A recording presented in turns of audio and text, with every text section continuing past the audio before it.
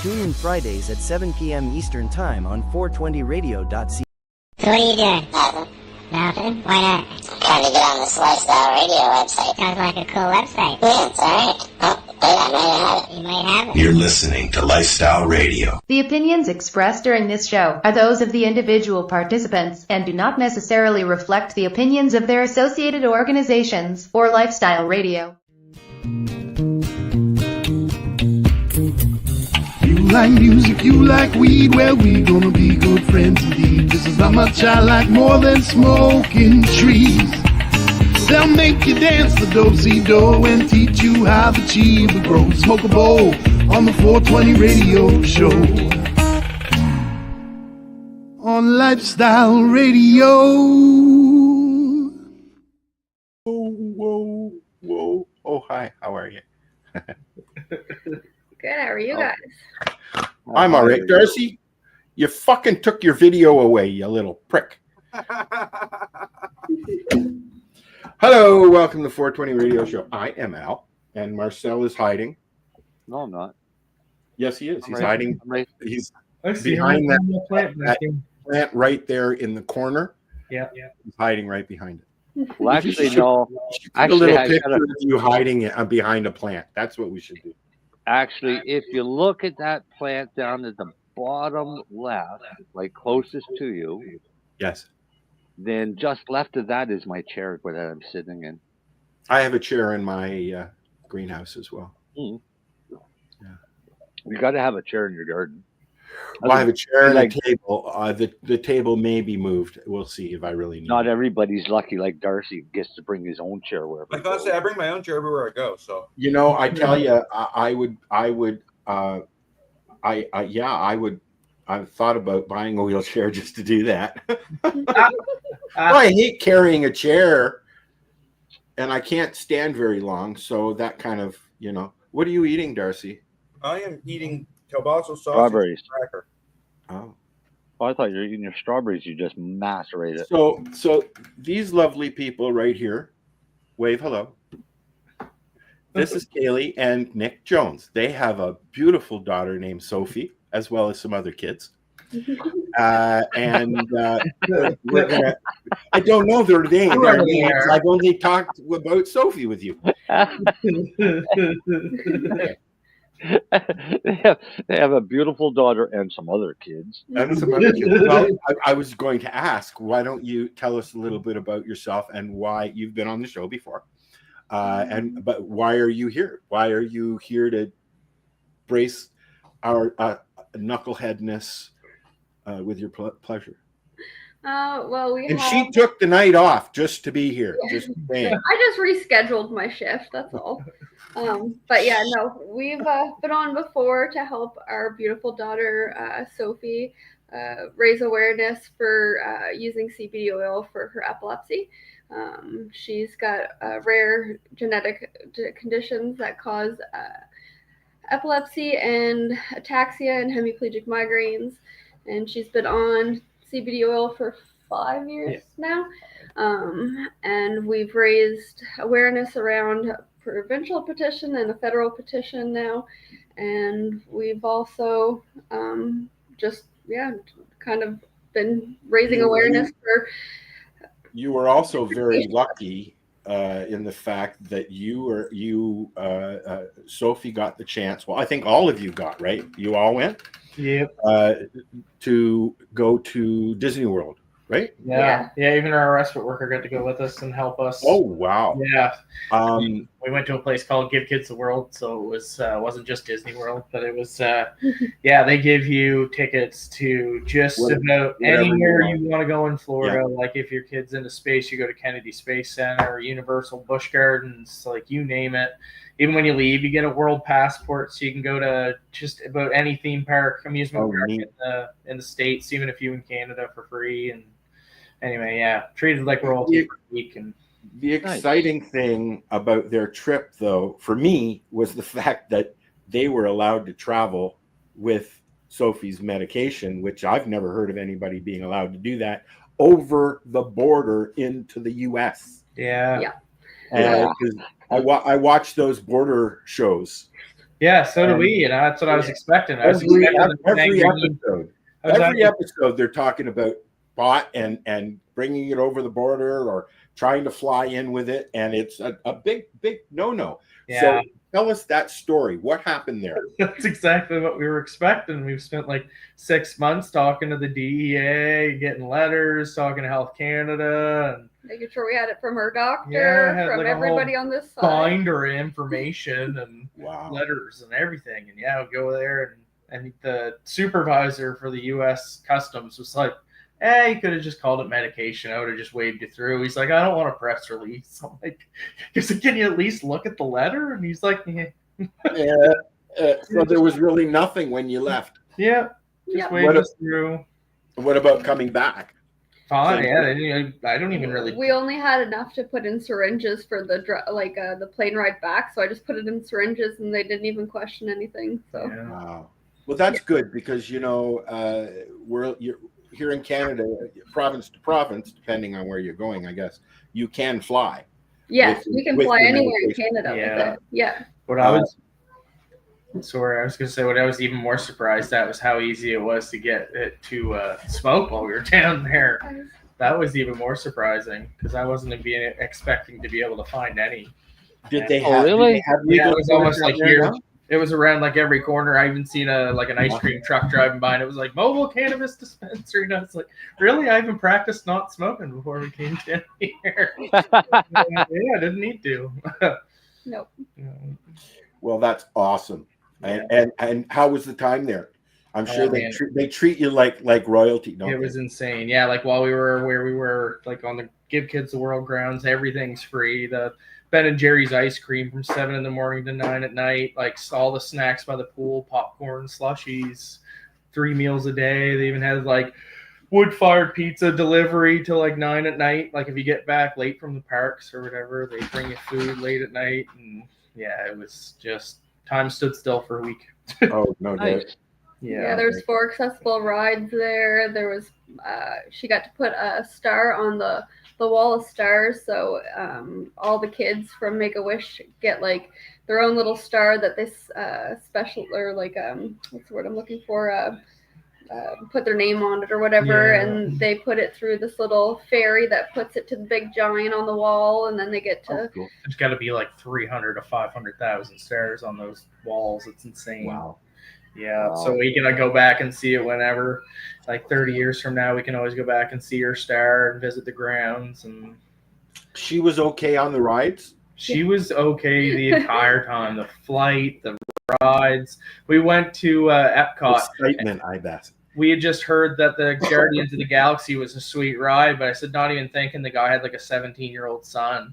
And we went there, and they were like, the height requirement was 42 inches. So and our 3-year-old met it. We took everybody on, and then, we realized about like 2 seconds into it, we made it. Well, I don't know if it was a mistake because we made everybody else except for the youngest roller coaster addict. She's just terrified, though. Raylyn. I had to Google it after. It went 96 kilometers an hour in the dark, like you were going through space, so you couldn't see the track or anything. And the roller coaster cart swiveled in all directions and even turned. So it was just, Yeah, when we talk about it, Sophie is just, And Sophie absolutely loved it. Just beaming. Yeah. That ride on mushrooms, Marcel? Yeah. It would be intense. Yeah, it was insane. Not what we were expecting at all. Yeah. I'm happy that you guys got to do that with her. My girlfriend in high school was one of Jerry's kids. She had muscular atrophy.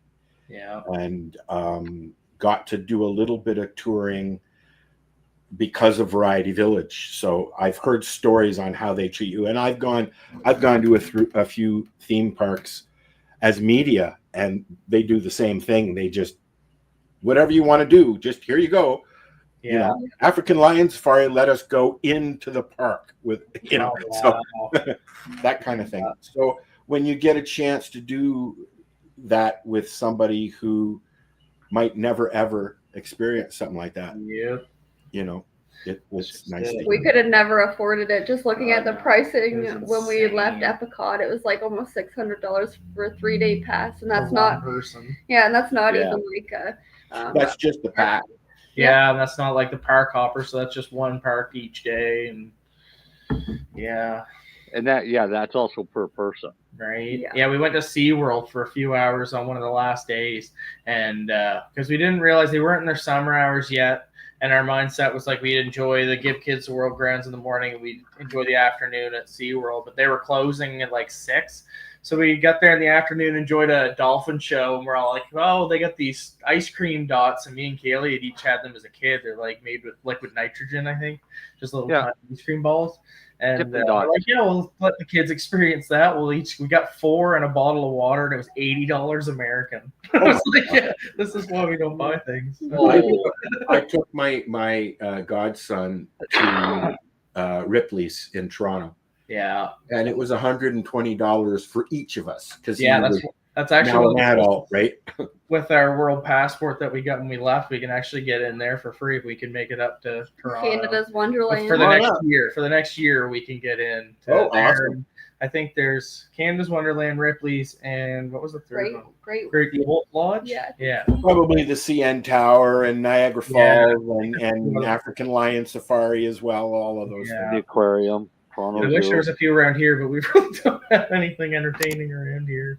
No. Look, you could go fishing. Yeah, well, I mean, you could do that anyway. Look at that. You see, he caught on. He saw I turned the cameras on, so he turned his camera on. We're working on it.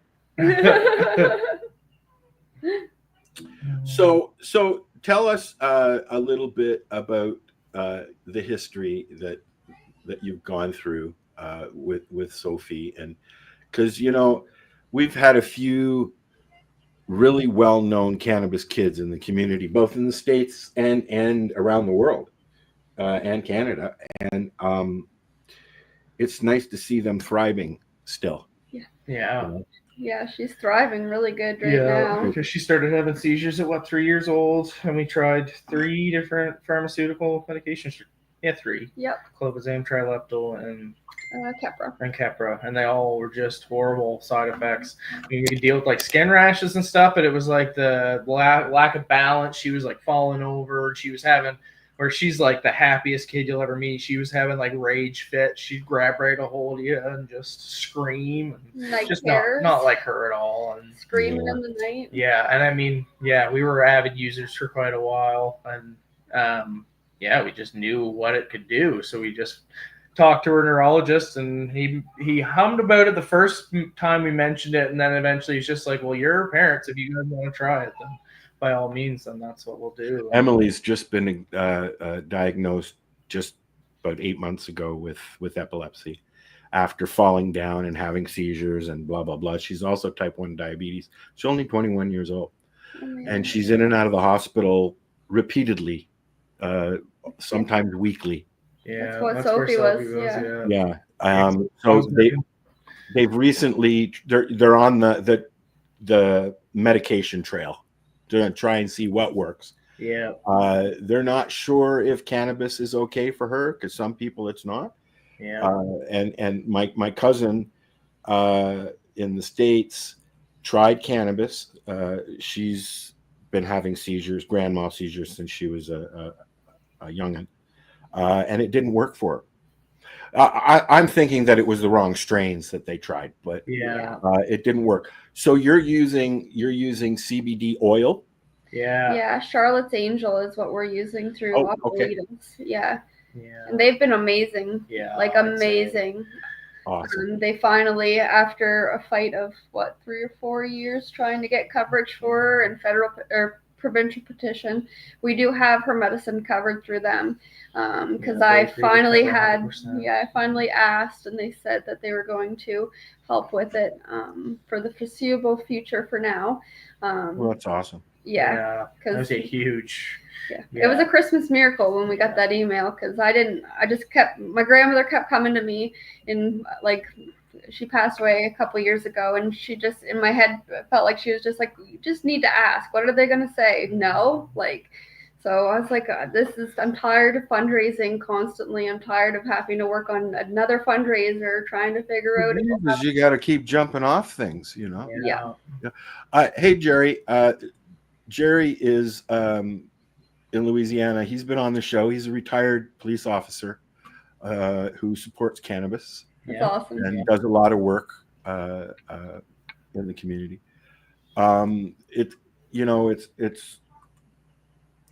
It's easier now than it was for Cheryl and Haley.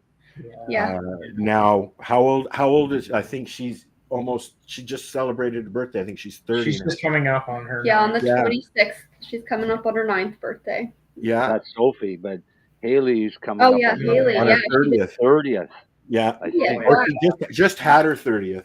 Wow.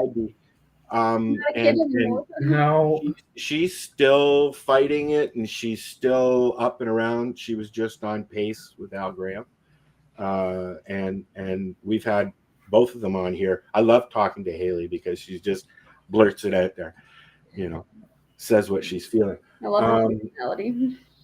The similarities between all these kids is unfortunate, but it's not helping with finding what really works, right? Yeah. Everybody seems to be different. I know some people who can tolerate it, some people can't. Yeah. I know some people that it causes. Yeah. Yeah, they warned us about that at the start too. They said it could make it worse. Yeah. Yeah. It's like, well, I've got faith. It's like she's got it in her genes. Yeah, no, she was doing really good, or has been doing really good with it. Like when she first started with it, they would be like 5-minute seizures lasting up to 45 minutes before we had to give her a rescue med. And they weren't stopping with like any of the anticonvulsant medications, and we were having to give her rescue meds every week. And I was working an hour and a half a day. So have you found anything that conflicts with the cannabis oil? I don't know if you'd consider the ataxia med. Yeah, well, they upped the ataxia medication, and we thought maybe that was causing her to have these more, like, because when we did her 48-hour EEG, she wasn't having any seizures, but she's having these background seizures, or background noise, or what was it? Yeah, it was like seizure activity, but they weren't seizures. Like, they don't present a seizure. She'd just be acting normal. Yeah. But on the EEG, it was just like crazy brain activity.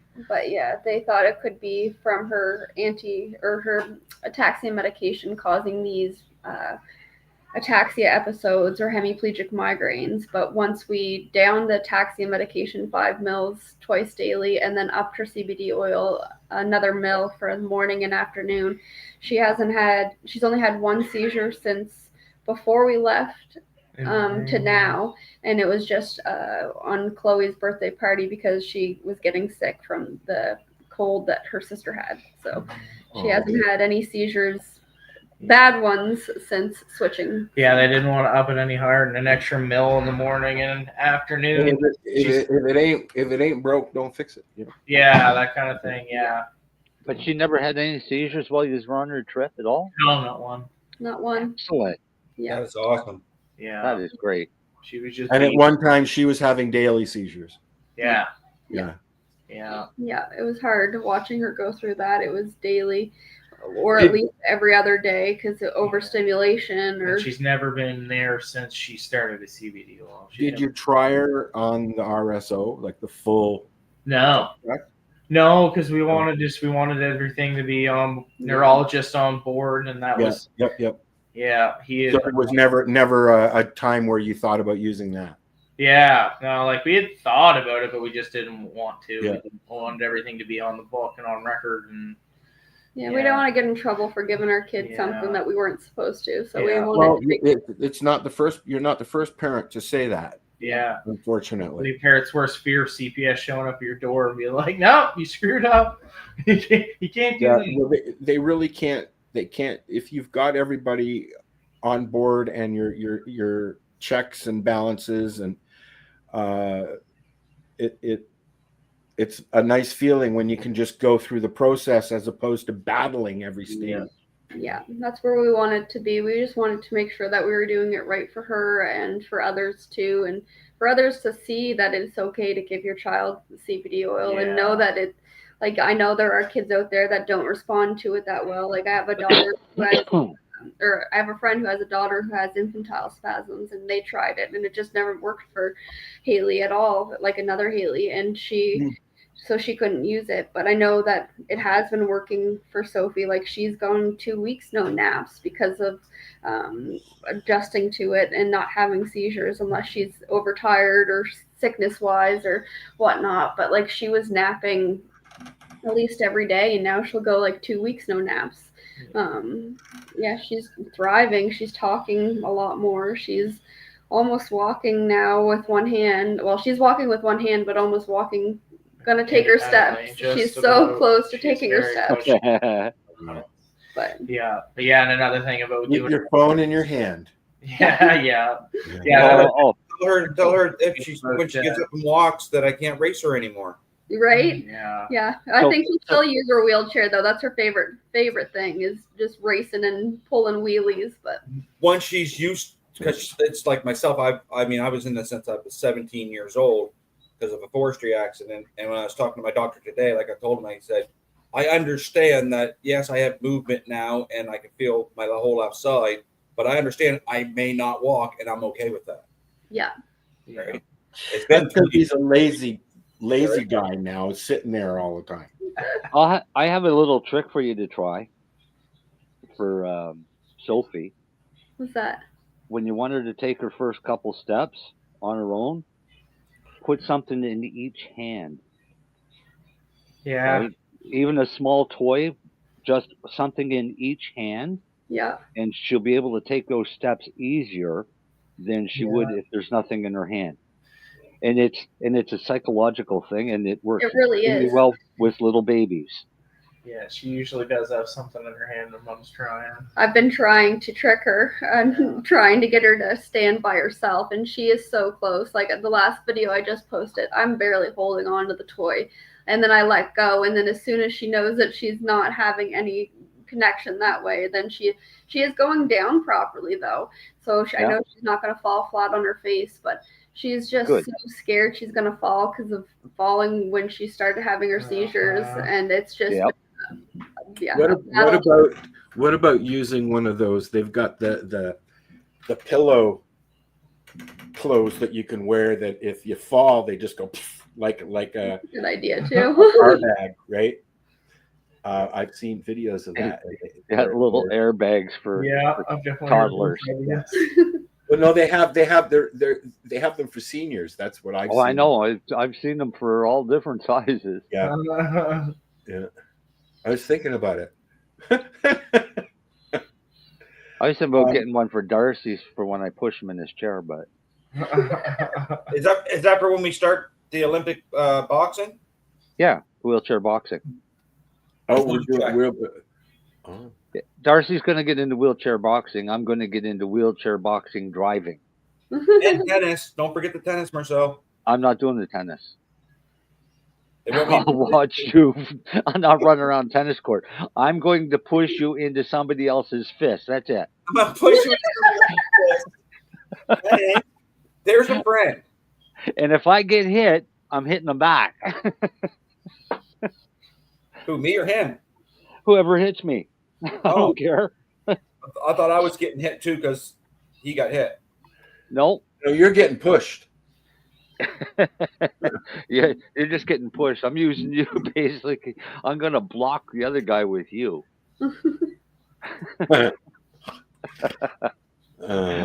So I think it'd be fun.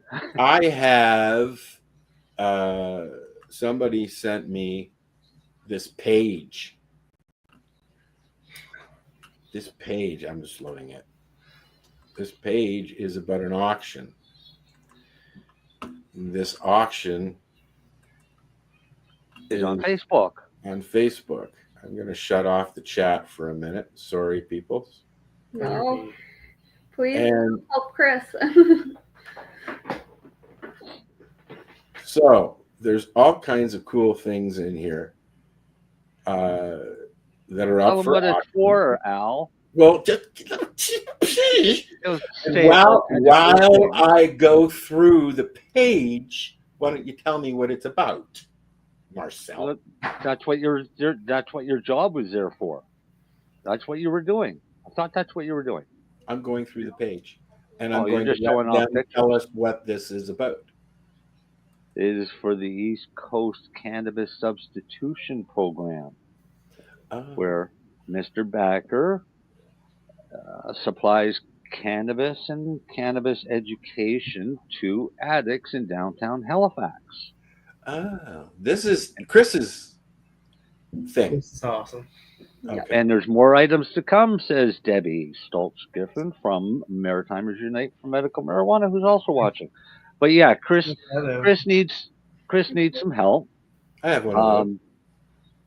He really needs a lot of help with volunteers, is what he needs. So if anybody's listening and wants to help out downtown Halifax, on Monday mornings, it'd be well worth it, because if I lived in Halifax, I'd do it. But well, you know, I'd be there. I'd be there as well too. I miss going out and meeting people and helping support.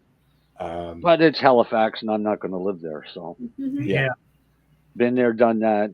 Didn't even get the T-shirt. I couldn't even do that. I drove an hour and a half to Dartmouth for 3 years, back and forth, and I couldn't even stay overnight when my bosses were like, "It's a snowstorm outside. Do you want to stay the night?" I was like, "No, I'm driving home." Yeah, I was in there today, and I didn't want to stay. No, never want to stay. So I'm going to post a link to the auction page if you want to help out the East Coast Cannabis Substitution program. Yeah, okay. I can't remember which it is, but it's a program. I think it said it on one of the shirts in that picture. Good. Yeah, I think it did too, but I was going too fast. Slow down. Slow down. All right. My mind is racing because I also shroomed today. So I have a question for you guys. Yeah. And if you don't want to answer it, please feel free just to say I don't want to answer it, because I'm curious. I'm hearing things about psilocybin and epilepsy. And I'm wondering if you guys have explored any of that side of things. No. Okay. No. Maybe when she's older, I feel like it probably wouldn't. It's hard now because we have different neurologists than the one originally prescribed, and it's usually a steady battle to try to find anybody who even knows anything about cannabis. Or like, it's hard to find people you can have conversations about stuff like that with. So yeah. So my doctor said the same thing today, Al. He's all for cannabis, but he would not sign my script because he does not know enough about it. Yeah. You know what, Darcy? When I went the first time to talk to my doctor, who just retired, and he's my doctor for almost 40 years, he said, no, because I don't know anything about dosing cannabis. He said, I don't know enough about it, so I prefer not to. Get your doctor that just signed your script to renew it. I said, I know. But the next time I went in, because it was at the whole beginning of the whole section, not sections. What was the first one? The MMAR? Yeah. And then what was before that? Section 8. Okay. No, it wasn't a 56. It was Section 56. Okay, so I started. But it was just as stupid as a Section 8. I got my MMAR after 2 years of waiting, and he finally said, I said, where are you with cannabis? He said, well, you didn't bring me your forms in. I went, oh, okay. I waited until he figured it out. He had to figure out dosing and things like that. And we're going to get there with psilocybin too. Yeah, I believe it. Hopefully it's not going to be as painful. Yeah, it probably is though. Everything's probably. No, I want peyote. Yeah, I wouldn't be opposed. I think that would be better. I just saw something about it. I have a subject that I haven't seen in a while, which was kratom, and I've tried it. I broke a rib and broke my elbow, and then I needed to continue because I was doing Hope, which was our version of the CPS in Hamilton, and I sat there all night and I did some kratom, and the pain just went away. But after, oh God, off to the hospital I went. That's another one that you hear about, but you don't hear about. It's illegal, but it's not illegal. It's like We'll get there. Yeah. We'll get there. DMT. Make it in your mind. I know, It's right? illegal. Yeah. So I think we're going to take a quick break. Yeah. And we'll come back with our continued conversation with Kaylee and Nick about their daughter. And we're going to talk with Kaylee about what her next fundraiser. Fundraiser. Not a razor. It's a fun fundraiser. Okay, we'll be back. Tune in Fridays at 7 p.m. Eastern Time on 420radio.ca. Rerolled Saturdays. Check it out. Nothing but non-stop cannabis and psychedelic programming. Find it at 420piece.ca. Hi, we're back. I know Darcy was pretty quick on that camera, isn't he? I noticed that. Yep. So you know what happens when he turns his camera off? That's his chance to get his nose picked. Without us seeing it. One day we're going to catch him like this. Well, if you notice, my screen always has an image in it. I'll change the image. But you don't put a camera because I just pick my nose when it needs to be picked. How's that? Maybe when I do this, it's maybe because my wife's walking by. Ooh. You know, hey, I know my friend sitting there behind his wife will say the same thing. Happy wife, happy life. Right. Yeah. You've been here every Friday since how long? And somebody should be used to that by now. So there you go, Al. Gerald just said the Louisiana legislature just banned kratom, and which will go into effect August 1st. Well, you're going to have to come and hang out one day and talk about that, fine sir. I like Gerald. That's okay. They'll been on the ban show a few times, and he's interesting because he knows the law. He's been there for the fight, and now things are different. Yeah. It's good to hear. Yeah. It's not alone. It's common trend. Well, you know, people say, "Oh, Canada's legal up there. It's legal up there." Okay, yeah, it's legal for recreational purposes. Yeah. As far as the Canadian government, they still spell cannabis with a H, marijuana, and it still says that they do not recognize cannabis as a medicine. Yeah. Yep. How long you been doing this, Marcel? what? This show? No, it just the whole cannabis. 2010, Marcel, hasn't it been?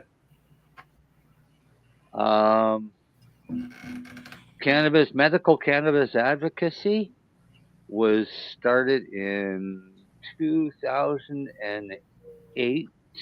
Okay. But the use of cannabis started. That just happens to be when Facebook went online. Yeah. I graduated school. But use of cannabis started way back when in the 1900s. Yeah, let's start there. He was there at the burning bush, you know. Pretty much. 74. I didn't start smoking or using cannabis until I was 19, from peer pressure. But at 16, I was heavily dosed on Ritalin and Dexedrine. I was a test study for hyperactivityness. Yeah. And I was given the choice of staying on it or going off of it at 16. My doctor asked me if I used cannabis and if I did, to not bother with the pills because it'll do the same thing. Yeah. So that stuck in my head. And here I am at 60. How old am I now this year? 61. And I use it daily. Yeah, so I haven't been able to stop. I just couldn't stop. But I didn't start until I was 19. Yeah, like I said, from peer pressure. Right. Yeah. I was 20. I don't think I was very pressured. I was just more curious. I had a lot No, of it was pure pressure because I was selling it before I started smoking it. I was just the bikers always said, don't smoke your own supply Yeah. because you won't make any money, which is true even today. Yeah. So I didn't. And then one day a buddy went, "Oh, come on, Al," and I was like, "All right." And you know what? I didn't enjoy it. I didn't find it all that interesting. But here we are. Here's a cool trick. You buy a bag of weed and you pay $20 for the bag of weed. And in that bag of weed, about an ounce, and you roll 60 joints from that bag. And you sell them for $1 a piece. Which is what we did in the 80s. When you sell 20, you go out and you buy another ounce. Right? And you roll those up. Anything that you sell from the other joints is your profit. Correct. To do whatever you want. Buy more. You always buy your replacement ounce out of the first batch that you sell. Then you're standing order once a week. Yeah. Yep. It was a different time back then. Yeah. Yeah. Yeah, because you could get an ounce. Well, an ounce. Well, when I first started, an ounce was about $10. Well, we were getting $20 ounces back then, but now, I mean, you get a $100 ounce and you're doing good, unless of course you order online from an indigenous store or something. Super cheap online. Yeah. Yep. I got a better idea. I'm seeing they've upped the prices where there was a lot of $29 ounces. Now you can get them for $49 and up. Yeah. And I mean, but there's some bud on there that's $2.50 and out. Yeah, no, man. Yeah. Or you just go spend $1,000, build yourself a little garden. Yeah, and grow your own. So I did. Yeah. I haven't bought weed in over a year.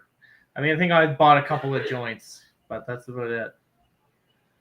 I've started buying Dime Bag, which is at the LP here in Ontario, which is a product, and it's 4.5s for $10 plus tax. Yeah, and they have your indica, your sativa, and your hybrid, and I wrap them with a slicker on there, and it does what I need it to do for $10.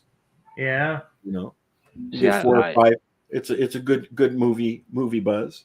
Yeah. I don't go buy anything because what am I going to buy? Anything that I want, I'll just fucking make myself. Yeah. But some people don't have that option, Marcel. I know. Sad as it is. It kind of leaves me out because, I don't get to try a lot of this new weird shit that I would turn around and say is garbage anyway. Right. Okay, so can you send? Do you have a page for your thing coming up, Kaylee? Yeah, it's like pinned to my Facebook page. All right, I'm going to snoop your Facebook. There it is. There. So we're going to talk about what you're going to do. I am scare the crap out of herself. I might pee my pants a little bit, but I am trying to raise money to help Easter Seals. They have helped with my daughter's wheelchair, with her hippocamp, and also music therapy. So they do programs out there for people with disabilities, with their wheelchairs, with special equipment, with programs to help them. And they have helped us quite a bit. So I figured this was my way of trying to give back. So I'm trying to raise $1,500. I only got $565 left to raise, and I can down the tallest building in Halifax. You're going to rappel down that building, aren't you? Yeah. Gonna try to not pee my pants, but I wanted to do that. I wanted to do that, but they were like they weren't too keen on me doing that in the chair. Yeah. Why? Because you break your legs? Do it. No, you can do it, but you can do it now. But when I wanted to do it, they weren't too keen on it. Oh, yeah. But now. Easter Seals are wonderful people because they help my men too. My question is, Have you ever done something like that before? No. We went to on-tree zip lining for Soph because we figured Soph would enjoy it. Somebody had mentioned it. We're like, oh, yeah, we never thought of that. And we went, and then we didn't think about it until we got there. They're like, well, only one person can go with her or whatever. And so I was like, well, if you want to go. And I didn't even ask about heights, if she was okay with them or anything. And she went, and she was just like, yeah, wasn't that cool with them? But she pushed through and did it, and that wasn't near as high as this is going to be. So it's going to be. So what's after this? Skydiving? Oh yeah, I would love to. I want to do that too. Next Kaylee, do you know what I did? Do you know what I did back in the 80s? What did you do? I rappelled from the roof of the Metro Center. Oh inside. Yeah, that's cool. Inside, straight down, with no wall to mount off of. That doesn't sound too fun. I've never repelled anything other than people. That's just free fall repelling. I'm not a big fan of heights, so it just looked cool. It looks like a cool experience, but I just am gonna try to focus on how strong and resilient my girl has been and everything that she's gone through, and that's the whole reason I want to do it, for her and others like her that have to go through so many painful, so much. Yes, with just a smile on their face. Yeah, like when is this? The 12th, August 12th. So Sophie will also be having her scoliosis surgery come August 7th. So she'll be in hospital recovering from that. Nick's gonna come and watch her, so I was I hoping can. I'd get to go watch her, but I'm gonna have to be with Soph. So. Yeah. So. Are you gonna wear a GoPro? Yeah. Yeah. I was just going to say, is it a Friday? It's a Tuesday. Oh. Yeah. Well, you have to. Is the GoPro going to be aimed at your face? Because that's what I want to see. I think it's kind of going to be aimed at my face. Well, it's on a helmet, so like. Okay, so it won't be at your but face. they also have a chest piece that I can wear too. But I figured if I put it on the helmet, then you guys can see. Yeah, you put it on the chest. I think it's just going to be aimed at the sky. A little bit of my face, but I feel like if it was on my helmet, when I try to look around and stuff, I feel like you guys would be able to see how high up I am. I have a bracket to put my cell phone on a helmet. Yeah, that would be a good one to repel off of. Yeah, I don't know. Yeah. I've thought about doing the CN Tower thing. That would be. Yeah, that would take a minute. Where you go out over on the swing thing. Jump out of a goddamn plane, you wuss. I would like to. Probably get it done up there for like $200. I had it booked many years ago, but I was just too heavy at the time, and now I don't think my legs would be. I think I would break my legs or my hip. No, not if you're tandem jumping, because it's the other guys in the hip that are going to go. See, I had never had that had to do that. I never got to do tandem jump crap. Like we were just thrown over. That's what I had arranged, but I was just too heavy. I mean, I was pushing over 500 pounds at the time. So. We were too heavy too, with a rifle, backpack, front pack, side pack. Yeah, I want to skydive in my chair, Al. Yeah. You want to what? Darcy? I want to skydive strapped to my chair, so when I'm coming in, I can wheel really, really, really, really fast and go really fast. Tell you what, if you guys can get someone to cover the classes and actually do a jump with us, I will come out there. I'd do a jump. I could get that done for Darcy in a matter of a phone call by calling DeBert. Yeah, I go to Bert and do it. That would be cool. I think I'd rather skydive over bungee jumping any day. Yeah. I figured it out. Yeah, if bungee jumping has never been on my list of things I ever want to do. Come on, Dale. You don't want to come with us? Oh, I'd skydive. I don't think I'd bungee jump, is what I'm saying. I feel like the whole being slung like backwards or whatever the word is, I don't like that idea, but I wouldn't mind skydiving. What about the bungee jumps where it's just long enough for you to go head first into the water? That's all right. I was just going to say, we did a piece when Ontario Place put a bungee jump in, but you had to climb up. So I took my sister and her boyfriend and a buddy of theirs, and they went up, and I took pictures of them coming coming down, like right underneath almost. But they hit the water, which is one of the reasons why Ontario's place pulled it out of there, because people were getting concussed from hitting the water. Oh, yeah. Just hitting water is just like hitting concrete. If there was an elevator to go up there, I may have done it, but I wouldn't have been able to climb. I think it's 100 feet in the air. Yeah, no, thank you. Yeah.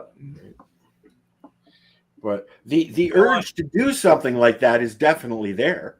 Yeah, definitely. Come on, Dale. You can do it with us. Yep, Dale, you can come with us. He said his fat ass wasn't doing it. He sure can. No. There's no no's there, Dale. If I got to no weight restrictions skydiving, Dale. Hey, Darcy. What's that? Lily will still be down there then. Maybe Lily will go down and watch and get some pictures for me. If she looks out to certain, are you going to be are you rappelling down the side of that building that's on the harbor? Yes, I think so. Yeah. And Lily would be able to see her from the hospital. If she was on the other side, Lily would be able to see her. Yeah. Lily doesn't have to stay in the hospital. No, I know. Yeah, but they could just go down and check it out. Oh, definitely, that'd be cool. Yeah, I might do that on the 12th. Hollis Street, 1801 Hollis Street. 1801 Hollis Street. Isn't that the Stuart McKelvey building? I'm sick that week, Marcel. Looking it up. Yeah. Look, he's already on the phone trying to make arrangements. Yeah, that's how big it is. So, it's a big one. Marcel, you got a video? Sure. All right, and remind me, I've got Kaylee's page here up. We'll bring that up again when we come back. Sure. What do you got today? I got a video on a completely different take of cannabis. Oh yeah, the hempcrete. Yeah, yep. All right, ready for it? Yes, sir. I'm gonna make it big. Sit back, get some popcorn, and enjoy a ride on the AI train. You make it big and tell me when. Oh! I made the thing. It is big. Huh. Let's dive into hempcrete, a building material that's making waves in sustainable construction. Despite the name, hempcrete isn't concrete. It's a biocomposite made from the woody core of the industrial hemp plant called the hurd, mixed with a lime-based binder and water. Industrial hemp grows fast, up to 15 feet in a few months, making it a highly renewable resource. Hempcrete isn't used for structural support. Instead, it's packed or sprayed as infill around a wood or steel frame, acting as insulation, wall mass, and vapor barrier all in one. Think of the frame as your house's skeleton and hempcrete as the flesh that fills it out, keeping you warm in winter and cool in summer. Once dried, hempcrete forms a lightweight, firm block full of air pockets, which are key to its excellent insulating properties. It's not new, but as we look for greener ways to build, hempcrete is getting a second look. And no, you can't get high from it. Industrial hemp has almost no THC. Hempcrete creates breathable, solid walls that help regulate temperature and moisture. It's a simple, natural material that's changing how we think about building. The result? A wall system that's energy efficient, healthy, and sustainable. Hempcrete is redefining what our homes can be. Making hempcrete is like baking for your house. You need the right mix. Start with clean, chopped hemp hurd, sourced from the inner core of the hemp stalk. Mix it with a lime-based binder, usually hydrated or hydraulic lime, and water. The lime binder reacts with air, slowly hardening and giving hempcrete its strength. In a large mixer, dampen the hurd, add the binder, then water until the mix clumps but doesn't drip. The right consistency is crucial for strong, insulating walls. To build, set up forms around your wall frame and pour the hempcrete in layers, tamping gently to keep air pockets for insulation. Don't overcompact. Those air pockets are what make hempcrete such a good insulator. Repeat layer by layer until the wall cavity is filled. Once packed, hempcrete cures over time, hardening into a solid, breathable wall. The process is hands-on but straightforward. The result, a natural, high-performance wall that's as green as it gets. That's how you turn a fast-growing plant into a future-ready building material. Hempcrete's biggest draw? Sustainability. Hemp grows fast, needs little pesticide, and improves soil health. As hempcrete cures, it absorbs CO2, making it carbon negative. Your walls literally clean the air. Its insulation is top-notch, A 12-inch wall can hit R25 to R30, beating most conventional walls. That means lower energy bills and a more comfortable home year-round. Hempcrete is vapor permeable, so it lets walls breathe. No trapped moisture, less mold, and healthier air inside. It also protects the structure from rot and extends the building's life. Fire resistance? Absolutely. Hempcrete can withstand flames for hours and doesn't release toxic smoke. Plus, it's pest resistant. Termites and rodents steer clear. It's durable, safe, and built for the long haul. In short, Hempcrete offers a rare combo, eco-friendly, energy-saving, and healthy living, all in one wall. That's why it's catching on with forward-thinking builders. It's a material that works as hard for the planet as it does for you. But Hempcrete isn't perfect. It's not load-bearing, so you still need a separate frame, adding cost and complexity. Materials can be pricey and hard to source, especially in places where the supply chain is new. Upfront costs are often 10–20% higher than conventional builds, even if you save on energy later. Hempcrete takes weeks to dry, slowing construction and requiring careful weather planning. You can't rush the process. No next-day drywall here.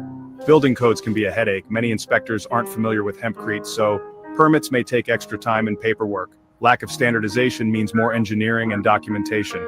These hurdles can scare off some builders and homeowners. Still, for those willing to navigate the challenges, the long-term benefits can outweigh the initial headaches. It's a trade-off. More effort up front for a better building in the end. How does Hempcrete stack up against concrete and fiberglass? Concrete is strong but heavy, a poor insulator and a major CO2 emitter. Hempcrete is lightweight, carbon negative, and a great insulator, but not structural. They're not direct competitors. You might use both in the same building: concrete for the foundation, Hempcrete for the walls. Compared to fiberglass or spray foam, Hempcrete's R value is higher, and it's all natural, no toxic off-gassing. Hempcrete also adds thermal mass, helping regulate temperature swings. At the end of its life, Hempcrete is biodegradable. Just crush it and return it to the earth. Conventional materials end up in landfills. Hempcrete completes the cycle. Hempcrete walls simplify construction, acting as insulation, sheathing, and vapor barrier in one. Fewer layers mean fewer failure points and a more robust wall. The upfront cost is higher, but the performance and health benefits are hard to beat. For those thinking long-term, Hempcrete is a compelling alternative. It's a smarter, greener way to build. Where does Hempcrete work best? It's ideal for new custom homes focused on sustainability, energy efficiency, and healthy living. In new builds, you can design the frame to maximize Hempcrete's benefits: super insulated, airtight, and breathable. It's also great for retrofitting historic brick or stone buildings, adding insulation without trapping moisture or harming the original structure. Hempcrete excels in climates with big temperature swings or high humidity, stabilizing indoor temps and buffering moisture.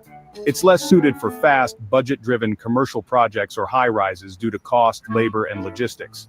It's sweet spot low-rise homes and small commercial projects where quality and sustainability matter most. For those playing the long game, Hempcrete delivers. It's not for every project, but where it fits, it shines. Hempcrete is for builders and owners who want a home that lasts and gives back. So what's the bottom line? Hempcrete is a natural carbon-negative infill that insulates, breathes, and lasts. It's simple to make, but requires patience and planning. The benefits are big lower energy bills, healthier air, fire and pest resistance, and a smaller environmental footprint. The downsides? Higher upfront cost, longer build time, and some red tape. It's not a structural material, so you'll need a frame. For the right project, a custom home or historic retrofit, Hempcrete is a game changer. It asks us to rethink our homes as living, sustainable systems. The trade-off: more effort now for a better, greener future. And that's a conversation worth having.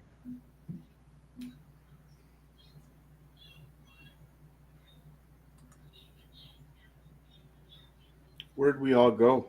I was muted and had to get my way back. Look, he's there. He's came back. Look at that. And then he rolls away. It rolls away. Yeah, I've been intrigued by that stuff for a long time. Kind of cool.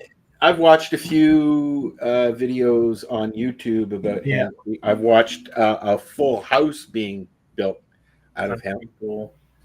Both using the plant and with concrete. Yeah. You know, it's the most diverse plant on the planet. Yeah, you can't argue that. Why? Do they still allow, or are they allowing now farmers who are farming hemp to use the whole plant, Marcel, or is it still just the stem? Well, no, it depends on what they're growing their hemp for. Yeah, so you got it when you get your hemp license, you can get it either for textiles and fiber, or you can get it for seed and food, or you can do it for the CBD. Huh? Which is the hardest to get, the CBD? I wouldn't. Well, say it's the lowest amount on the plant. Like on hemp itself only has like 3% CBD. Are you growing hemp, or are you growing CBD cannabis, Nick? Nick? No, he's just growing for him. Yeah, We're not allowed to grow for self. I don't grow any for self. Oh, you haven't. So you're just growing for yourselves? Yeah. Okay. Yeah. Me now. Yeah. You do you need a license to grow hemp to make CBD, Marcel? Well, there's licensing for growing hemp. To get a license to extract CBD from hemp, you would have to get a micro license or an LP license. Which then you'd have to sign up to the CTLS. Yeah. Wow. And now, can you do that under? I guess we don't have the MMAR anymore, but were you able if to you do that? But no, if you did that and you did sign up, then like as a patient, how do you go about? How would they go about growing and harvesting hemp for CBD for Sophie? Is what I'm getting at. I wouldn't use hemp. No, I'd use Susie Q. I would use a high CBD strain. Oh, okay. Right. Susie Q, because still want some THC. Susie Q reaches up to 34%, and it has less than 2% THC. My friend, her son James, was having a real hard time with seizures, and she was using. She had a hard time finding anything in California, surprisingly enough, and she started giving him Charlotte's Web. Yeah. And then, of course, there's Halley's Comet as well up here, right? Yeah. But it was hard for her to find something that would actually work for James because he's bedridden and he's nonverbal, and although they have a conversation obviously, but yeah, it's like he's on tubes, he can't eat, blah blah blah. Although he's grown up now, he's still very much alive and kicking. But I think that because of the type of situation that she was in and he was in, mostly because she was having a hard time finding people that were comfortable administrating. Okay, because this is before legalization. All illegal stuff, everything's going on illegally and blah blah blah. You guys were lucky and you were able to skip right over that. Yeah, you found good doctors. Yep. Once you have the doctors on board, then you got to get the government on board. Yeah, that's a lot harder, it seems. You're freaking right. It's a lot harder to get the government on board. Yeah. We're trying to lobby the government right now in Nova Scotia to pay for catheters for people that need them. Man, that's ridiculous. Well, I pay $87 a week, or no, $87 every 3 weeks, and that's only because a good friend of mine gives me a really good deal. Man. That's the only reason. Covered. That's insane. It should be covered.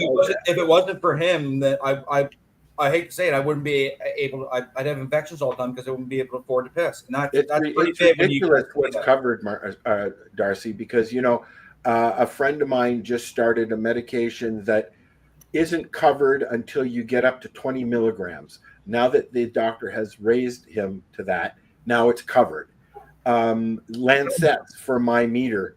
For my diabetes meter, they're not covered. Needles are not covered for diabetes. but yet you can get a free meter and free strips and everything, but the needles are not covered, right? Yeah, you got to pay for that. Either one way or the other. Yeah. Just buy yourself a sewing needle and have yourself a torch. And you get 100 for like $12 or something like that, and that's not a bad price. But still, $12 for somebody on a fixed income like myself, that's a lunch or that dinner, could be your that could be your milk and your bread, because that's exactly what milk and bread costs nowadays. Exactly. It's a, I'm slowly going. I'm going into the seniors side of things, and it's a lot of what I've read about what happens with your CPP and all that other stuff, and now they're trying to say they're going to change it. Mm-hmm. They're going to put it up to 67 now. Yeah. Man. But yet companies are starting seniors discounts at 55 now. Yeah. Yeah. I don't get it. And now I've got the package when I turn 60. Want you to work longer, Al. But I looked at if you take the early package for the Canadian pension plan, you're like losing 30-40%. If you take it when you're supposed to, you get what you get. If you wait for the longer version of it, which is new, you can get up to 40% more or something like that. Well, I'm fighting with Canada Pension right now. Well, I shouldn't say fighting. I'm still waiting for them to deny or approve me. I was denied, so I was put right onto ODSP. Yeah. Right. So I wasn't denied. I just didn't have the hours. I didn't work for a long time before I became a crippled. Right. But anyways, so your event, we're going to bring it up again. Please send your money. Please. Any dollar amount helps. Yeah, Easter Seals are amazing people too, because they bought two of my 5 chairs that I've had in my life. They paid for, so it's not just kids Easter Seal that no, they pay for my chair. They'll pay for my wheelchair repairs too. Yep. If I can't afford it, help pay for Soph's hippocamp in that picture. So on August 12th, 2005 or 20,000. Can we go back? Kaylee's going to jump. Rappel. I'm not going to jump. I'm going to rappel. I'm sorry. Someone's going to kick her. Just going to fall off of this. Somebody's going to catch you? No, nobody's going to be there. Superman will be down there waiting. Yeah. You should get yourself a Superman outfit and go stand down at the bottom. All right. Should. Yeah, Nick's going to stay in hospital with Soph since she'll be recovering from her surgery. But I'll post the video as soon as I'm done, because that's what my goal is, to show all my supporters how they helped me raise money to be able to support people like Sophie and others with wheelchairs and special equipment, and just as much as they help individuals in general, just because there's so many options out there, especially how expensive wheelchairs and accessible equipment is. It's the least we can do. So well, we will. Oh, that's not playing. Trying to play a Marcel sound. Yep. We should have a chat later on tomorrow about something. I just thought of something. Send it to me in a message so you don't forget. Yes, I'm going to do that here in a second. Once I join. What?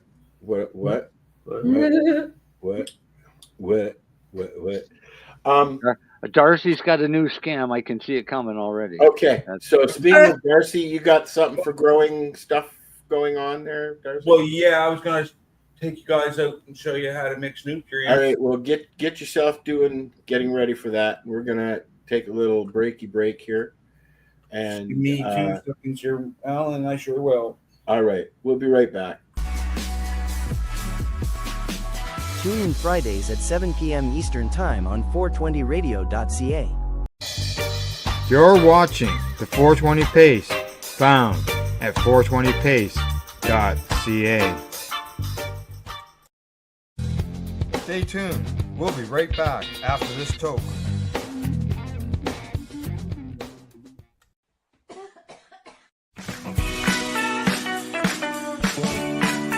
Hi, I'm Timmy. And I'm Marijane. He's the newbie. She's the doobie. And this is the show where we toke cannabis. Talk. From both sides. Is that even possible?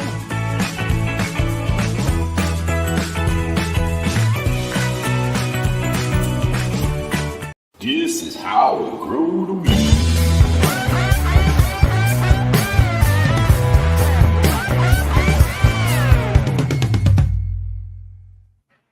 This is how we grow it, Al. This is how we grow it. You're obviously not outside doing it. I was just going to say. Well, no, because now it's dark. I can take you out. And it's going to be like these things. We do this every week, Darcy. No. I still got a grow segment for you. I'm just not going to show you how to mix nutrients today. All right. I still got something that. for you. I read your message, and I'll leave that in your capable hands, and I agree wholeheartedly. Yes. I'll leave that in your capable hands. You get it done. I will try my best. But breaking news. There's the side. So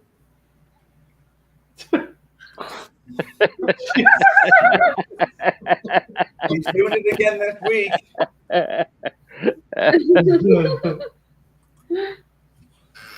Go ahead, Darcy. Lisa didn't say breaking fake news. Yeah, so I wanted to you fucker. I want to chat a little bit about nutrients and how to mix nutrients and feed your plants and stuff. I was going to show you exactly how to do it because it's a little easier to show you than to talk to you about it. But I'm going to talk to you about it right now. So when it comes to mixing nutrients, you can do it 2 ways. I just got to grab this bottle. You'd think he'd be prepared. He's only been around for how many years? Yeah. I was. It just was out of my arm reach. So when you're mixing nutrients, on the back of your bottle, they'll always give you directions. Yes. Unless you can't read them because they're too fucking small. Yeah. Take a picture and then blow it up. Yeah.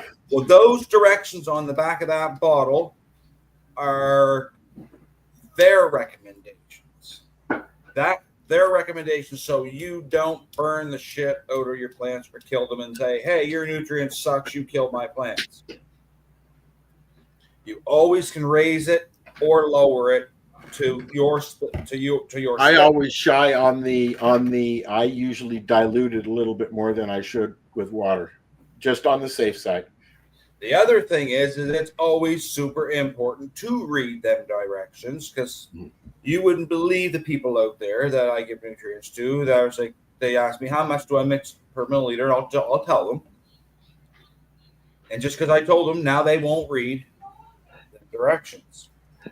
These directions are there for a reason, but they also tell you important information because with this silica, Al, if you were to use this in your nutrients, you would have to pH your water afterwards. I don't have it. I know you don't have this. I don't have that. Yeah, I know you don't have this because this bottle right there is like $200. Jeez, and it's only a liter. It's because, but you don't need very much. You only need quarter of a milliliter per liter. So you use 1 milliliter per gallon. What brand is that? This is the Floramax. Okay. But this is their silica. I use their silica over everybody else's silica because of the availability and the way that they designed it to make it so your plants uptake it. The only downfall of it is it'll raise your pH. I think he has notes today, Marcel. No, this is on the brain. So So I need 75 milliliters for your 200 for your big reservoir tank. For my 300 gallon or 300 liters. Yeah. Mm. But you pouring that 75 milliliters into that tank is going to jack that pH right up to almost 8, if not over 8. So then you got to go in and readjust that. Yep. If you don't readjust it, then you'll get locked out of a whole bunch of nutrients that is really important to your plants right now. Gallon of lemon juice. A gallon of lemon juice, some pH down. I mean, there's many different things you can use. You know those apps they've got now where you take a picture of a plant and it tells you what's wrong with it? Do they work? Well, if your plant is loaded into the system, yeah. To an extent, Al, yes, they do work. We had somebody came on a long time ago, Marcel, with an app that allowed you to put all the information, pictures and everything like that, and it'll tell you how to care for it. It's got a diary. Do you remember what that was? Oh, there's all kinds of those I ones. know we've had a few people on, I think. I just can't remember what it was called. There's so many of them. Basically, they're grow journals. Yeah. Grow Diaries there is a website called Grow Diaries because I have an account with them. And you can win all kinds of stuff with them guys because you track your grows and your strain that you apps grow on your phone that you can get as well, right? Yeah. Yeah, but it's along the same idea. In all honesty, you're better off with a notebook and a pen and do it by hand. Why share your information? Right. That's why I won't use them. Do you use anything, Nick, for your grow? Yeah, but very minorly. I don't spend a lot of money on chemicals. Now, see, the good thing with this, Nick, is that this is an organic line. Yeah. That's why me and Marcel used it. Yeah. But for Nick, because Nick grows right into the soil. Yeah. Then I'll tell you, in all honesty, what I think is the best nutrients to use, and that's Gaia Green. Yeah. Use the veg in the beginning, and then when it's come to flowering, throw the flowering mixture on there as well. And it's all slow release fertilizer, so you just add fertilizer at the beginning of the season, and then midway, and you're done. Oh, so that's the only real difference there with using a Floramax is you're mixing it yourself. Or you can get a premix, right? Yes. Floramax is ideal for pot growing, like growing in containers, because then you can regulate how much. Yeah. Because Nick grows in soil, like in a plot of land, right? All his nutrients are also going to everything else around. Yes. Yeah. All the grasses, all the tree roots underneath it's all sucking that nutrients up. Yeah. Right. So it would be crazy for him to go out and spend $1,000 on a bunch of Floramax nutrients that he's just going to throw on the ground to feed the lawn. Well, if you're ever up around Truro, Nick, let me know. Message me. I'll give you fertilizer. You won't have to buy it. Hell yeah. Yeah. With the Gaia Green, I mean, for the amount that you grow, the Gaia Green would be ideal. Yeah. One bag will probably last you 2 years. Huh. And then so you buy one bag of each every 2 years. Yeah. And you pay, I don't know, around $30 or $40 a bag. Yeah, it's not bad. Yeah, I did something neat last year when I grew. I made my plots and I dug in as deep as I could. Basically, it came near to bedrock, and I built a chamber just on the top side of the hill on each plot. And I took a plant pot, and filled it full of rocks. And as deep as I could go, I put rocks underneath of it, so that way when I dump water, I can bottom feed, like right to the bottom of the roots. Yeah. So that way when I do feed them nutrients, it doesn't completely get wasted on everything around it. It does kind of go directly into the plant. I found that did help a lot last year. Oh, it would. Yeah. buddy of mine has the same thing, except for he has a piece of 2-inch hose buried in the ground right down underneath his root system. Yeah. He has the same thing. He grows right in the ground, and he'll dig his hole big enough to fit 2 of them cubes of pro-mix soil. Yeah. And that's what he throws in them. Yeah, because I found I can mix like a 5-gallon bucket with nutrients, and I could damn near like just 2 plants. I could just sit there and dump them. You know what I mean? I didn't have to sit there and worry about compacting the surface soil or anything. I just dump them on the rocks, and away I go. Yeah, and all that runoff. Yeah, it's quite nice. No, it works good. But yeah, so when it comes to that, these things, Al, on the back of that bottle, get a magnifying glass, or I'll send Ken a message and tell him that he has to blow that up on there for you. A poster. A poster? I'll put up a poster in the grow room. Actually, I got. Fuck. Take a picture with ChatGPT and tell it to fucking. I do. I got a poster here. I got posters here and pamphlets. I never even thought. I don't know why you never got none of them. I don't know. I appreciate it when I get. I don't fuss. No, understandable. Okay, so one more time, let me pull up Kaylee's thingamadingy.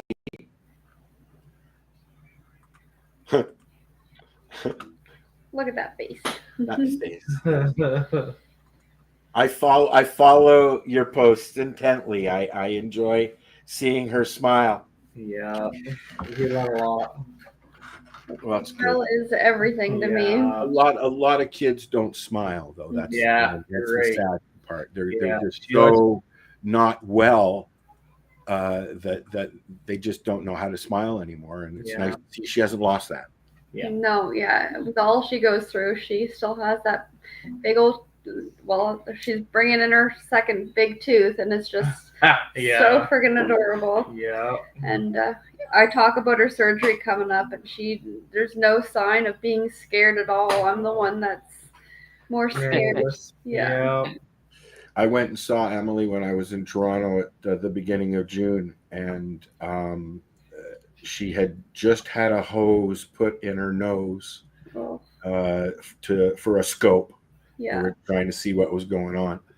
And I have not seen her since I moved up here 3 years this month. So it was difficult seeing her that way, but I was so happy to see her because she tries to smile. She tries to keep her sense of humor. Yeah. Is Sophie verbal? No. She is as a talker, and she signs some, which on her talker, she's really, really smart and really quick and sassy on it. Way more than you'd expect. Is it a keyboard or is it just something that, so it's like pictures, and it's black contrast with high contrast colors like red, yellow, blue. I think the girls have it right now. Yeah, but it's like high contrast colors with black behind it, and it's like her own vocab, which she goes through it, and she will tell her workers to hurry up, that something's wrong, that she wants to do something. Like the cat, feed me, bitch. I want to do what the others are doing. Yeah. Those cat buttons are hilarious. Yeah. She'll tell you if she needs to go to the bathroom if she's hungry. It's the same technology, surprisingly enough. Yeah. Like she does so good on it. She says, "I love you" on it, and then she'll also call people button text. Or clowns or animals. There's like an empty button on there, and if you hit it, it says button text, and she'll hit it fast enough, it'll just be like but. I was like, you trying to call them butthead? And she'll just start laughing. I had a friend many years ago with Lou Gehrig's disease, and he'd lost every bit of movement in his body except for his clicker finger. Wow. So he was very able to use the computer. Yeah. And then his eyes he had the laser things on his eyes so that he could type. And I met him in a chat room. So, I mean, he was very well versed in using it. He could carry a conversation. If you did not know his situation, you wouldn't even know. Yeah. You know? We got to try out the eye gazing when she first started with it, and she did really good with it. But where she moves around so much, they figured a iPad would be easier for her. And at first, again, just like her wheelchair, we didn't think she was gonna understand it. That was hilarious hearing her. It's an electric wheelchair, obviously. No, just a. I thought she was gonna need an electric wheelchair. She does not need an electric. Really, she just. Oh man, she pushes herself really good. I remember Kaylee went up with her to get her wheelchair from her rental for first. We didn't have her own yet, and she brought it home. And Kaylee was like, "Yeah, she did so good with it in the hospital." And we set it up here, and she went around every little obstacle, went right down to her bedroom, and did like a perfect 90 degrees right into her room. Didn't hit a thing. I was like, holy crap! She does better than me because I run into the walls every day. Ray blew my mind. Yeah, she's she'll sit there with donuts in it. And, You guys have raced, have you, Darcy? No, I wanted to race her at Harvest Fest. You guys should have. No, I got to meet her at Harvest Fest, and that's where I got to meet these two. Marcel introduced me. Yeah, I wish they would do another one this year, but I totally understand. Yeah, it'll be hard. Next year, I think the one I went to was about 5 years ago. Yeah, 5 or 6 years ago. Yeah, it's going to be. You're right there. It is going to be hard because everywhere you go, you got to have insurance, and once you put cannabis there, and you say that it's all ages event. Well, that word cannabis and all ages just doesn't go. They don't go together, no. Yeah. But what they don't realize is all these young kids that are there aren't kids that are there just to get high. These are kids that use this as a medicine. Yeah, this is their medicine. Without this, they would not likely be social out in public. They'd be, you know what we've done around the kids is basically you don't make a big deal out of it. You know, it's no different than somebody having a cigarette. Yeah. But what I will do is if one of the little ones was to say, "What is that?" I would just say, "It's my medicine." Yeah. You know, I'm not going to go into a big long description with a 7-year-old. Exactly. No. Yeah. I have our kids were around it, Yeah. not when we were using it, but they were around it. They knew what it was. Emily uses it now. David has tried it. Finally, when I was there, I smoked my first joint with my boy. I was excited about it, but yeah, we want to educate them and make sure they know that you're not allowed. Yeah. Yeah. Yes, you are. You can educate your own kids. Of course you are. Not public. You just can't go educate other people's kids. Yeah. Well, we try. Unless you're dressed as a woman. Yeah, I got something on there. Yeah, just leave it up to our kids to educate other kids. Yeah. Yeah, I'll teach my own kids. Thanks. You're not even allowed to go there. Do kids even go to sex ed anymore?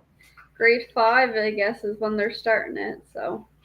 And they're what else were they talking about reintroducing? They were talking about reintroducing something in Ontario that shouldn't have been taken away in the first place. I mean, when I went to school, we did the national anthem and a prayer, and then your day started, and then at lunchtime we had announcements. And was it for Jewish? No, it wasn't for Jewish things. It was just general. Was it the Lord's Prayer? It was the Lord's Prayer, and then "Oh Canada," blah blah blah blah blah blah. We had when I went to school, we had "Oh Canada," yeah, "God Save the Queen," yes, and the Lord's Prayer. We sang "God Save the Queen." The Lord's Prayer was the first one to disappear, though. Yeah, I think "God Save the Queen" disappeared when I was going. Yeah, we only had Canada. Yeah. Do they still do? I don't know. I don't think national anthem if anybody with a child who's listening in school right now, do they still do the national anthem? I know they do it in schools in the U.S. schools. Yeah, but Canadian schools. Yeah, I feel like they might have taken it out. The girls are starting school in September, so I'll find that out. Hey, I'm sure someone's kid got offended by it, so they took it out.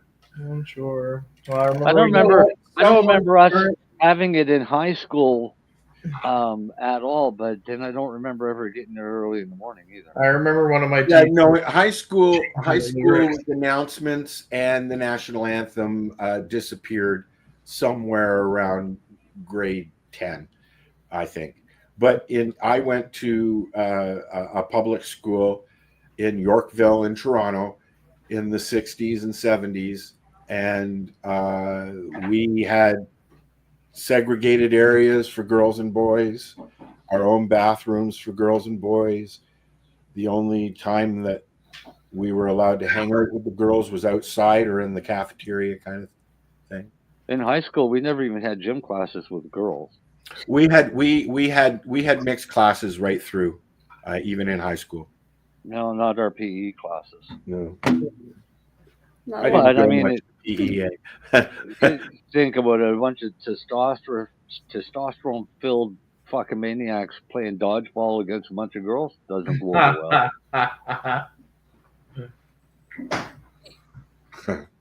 Sorry, I'm just having a flashback. yeah, that girl you hit in the face with the dodgeball, right? Ow, you asshole! My sister putts.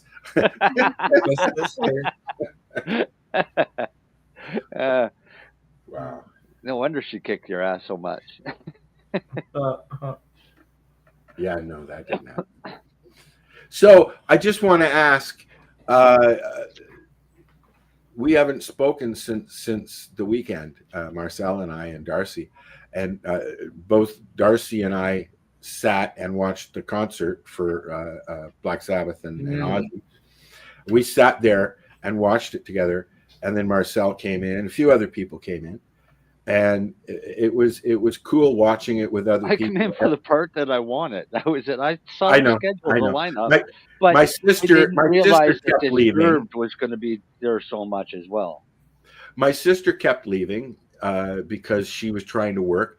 Al came in once or twice, but overall, you know what?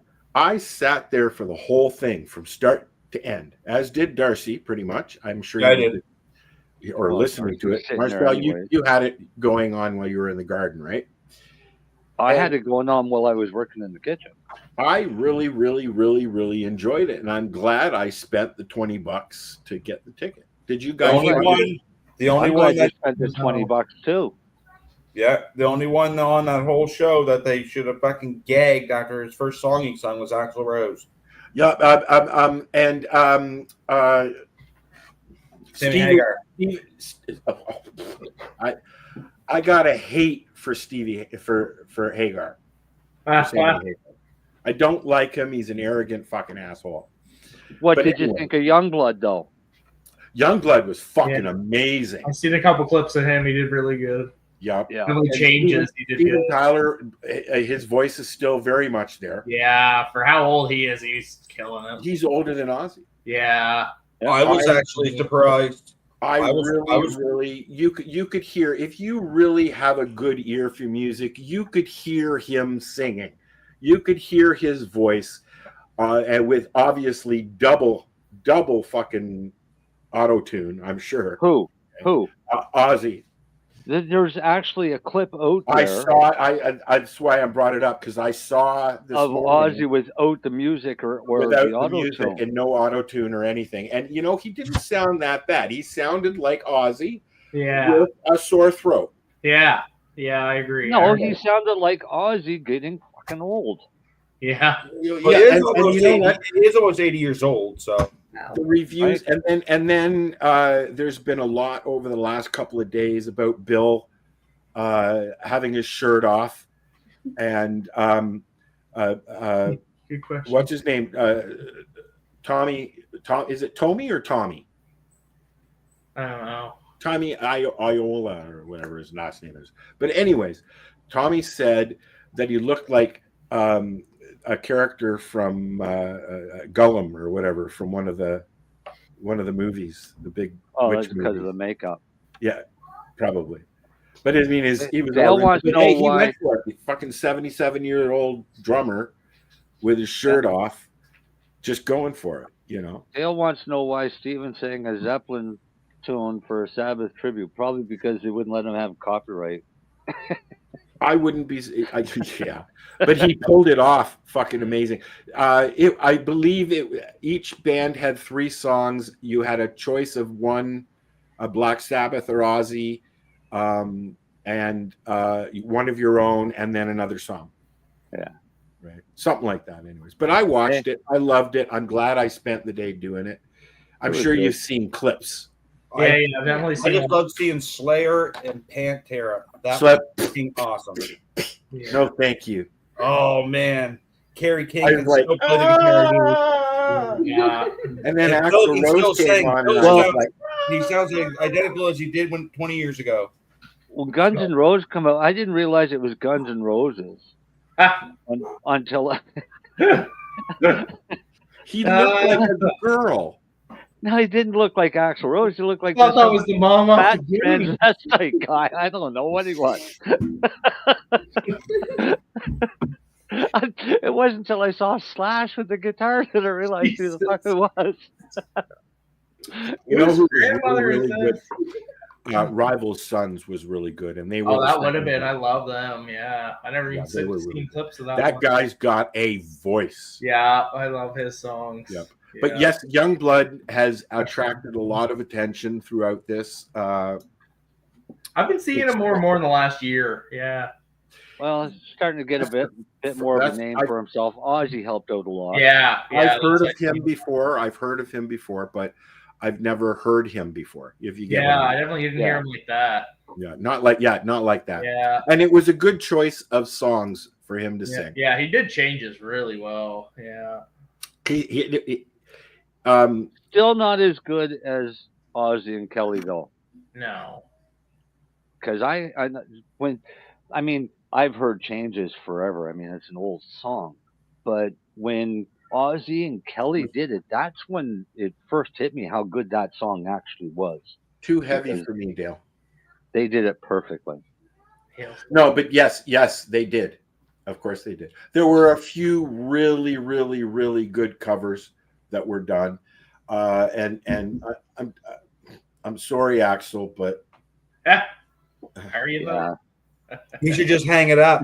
But then I saw a video of him a few days later performing in Europe somewhere, and he sounded great.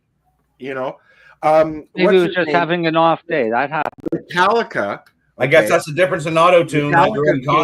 And you could hear as soon as they started playing, you heard a crack in his mouth, his mic, and he just sounded like crap until they did one of their songs, right? Yeah, and that's what people don't get. You know, they sound awesome with their songs. They perfect that. Yeah. Right? What they don't perfect is covering somebody else's song. I'm sure they rehearsed, but I think with Metallica, I think that there was something there technically wrong because there was no anything. It was just his voice, and it wasn't very good. Yeah. You know, here I like to sing, but I can't sing like that. Anyways, anything else that we wanted to discuss today? Oh, how my federal petition got lost. Oh yes. Let's talk about that. Yeah, I worked very hard, and Debbie helped me work very hard on trying to get our federal petition done. And for what? The CBD oil for pediatric patients to get covered, just like the veterans have theirs covered. I really wanted it covered for Sophie and other pediatric patients that have been using it, and their parents have been going into debt or remortgaging or whatnot to be able to afford their medication. And so I've worked hard with all of my family, friends, and Debbie and all of the people from Moms to try to help the kids have another successful petition, because we already did a provincial petition, but we had to do federal. So we tried, and then finally, after sending it in, I love you too, buddy. At first they said that they had to just process it, and then it was that, oh, it's a federal election now, so we can't deal with anything right now. And then it was, oh, well, I'll figure it out and talk to the other secretary. So then I finally called a couple times again, and then it was, now we don't, first it was, it needed to be amended. And I was like, well, if it needed to be amended, I'm pretty sure I already fixed it at the beginning. And then literally not in the same breath of emails, the secretary was like, oh, no, now she said that she never received it. So that's where we're sitting with our federal petition. And they don't have a paper trail. No, they said that they never received it, but I mean, like I said, the post office told me since I had a return address on it, it would have been sent back to me if they never got it. I had that happen with ODSP stuff when I moved. 2 years later, they caught up with me. So my suggestion would be anything that you send relating to that to anybody, send 3 times. Yeah.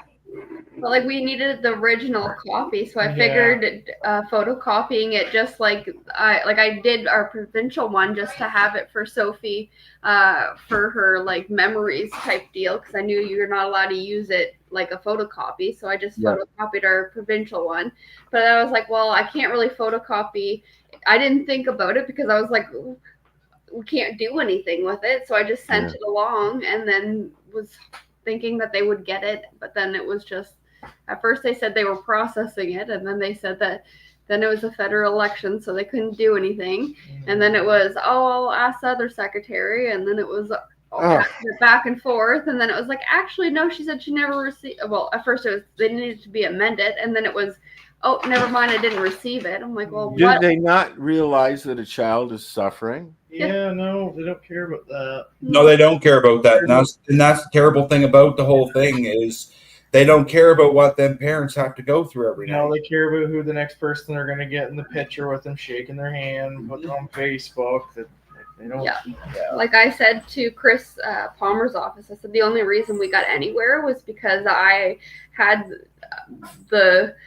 I don't even know what the word I'm looking for. Like the motivation. The motivation to ask awful. It's called gumption. Yeah. Like, because if I didn't have it, we would still be trying to fundraise and trying to make sure she had enough money to buy her oil every month. But I was like, I can't keep doing this. I'm tired, man. Like, I want my daughter to have something that she can have a quality of life for. So even they've even made it so difficult. Even if you could pull off growing her the medicine that she needs, you wouldn't legally be able to process it. No, we'd have to send it off. Right? Yeah. What was it, like $200, $300? To get it tested. No, I think you get just to get it tested. Yeah. Mm-hmm. And of course, every plant's different, so you get to test every batch, right? Every plant is different, so you would have to test every batch, and different cannabinoids are going to be different, and CBD levels are going to be different in every plant. Yeah, cannabis. So like we think about it when she turns 18, right? But not right now. It's just easier to get people to put a signature under it and buy it. Yeah, the cannabis clinic. Right now, you're trying to get it covered.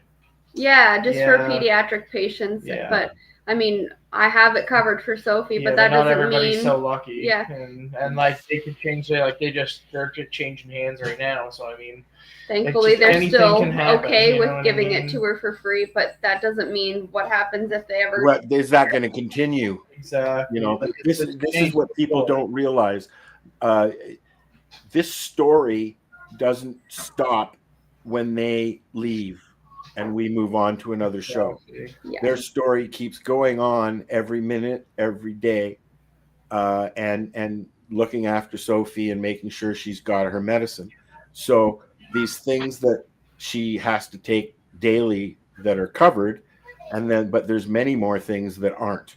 Yeah. Right? Like there's more things that aren't covered than there are that are covered, correct? Yeah, and like when it comes to accessibility, it's insane how expensive things can get when they don't need to be that expensive.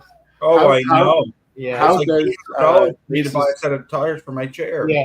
Yeah, how do people like Easter Seals and other associations that are helping you, how do they feel about the cannabis? Are they on board with it, or are they just doing it because they're a charity and that's what they do? I feel like do they recognize it? They don't even ask about cannabis, honestly. No. They don't ask about treatment. No. I don't even think it's on their radar, to be honest with you. Wow. They need a wheelchair. You need mobility. Here's what we can help you with. Exactly. Yeah, and the therapies and everything. Yeah, they help with Soph's music therapy and all of that. Because see, with Easter Seals too, Al, it's kind of like your last resort in the province. Yes. To go to. At least it was for me, because they tried funding through community services, and then they tried funding through a couple other businesses and a couple other programs, and they were like, well, in Canada, healthcare is covered, but no, it's not.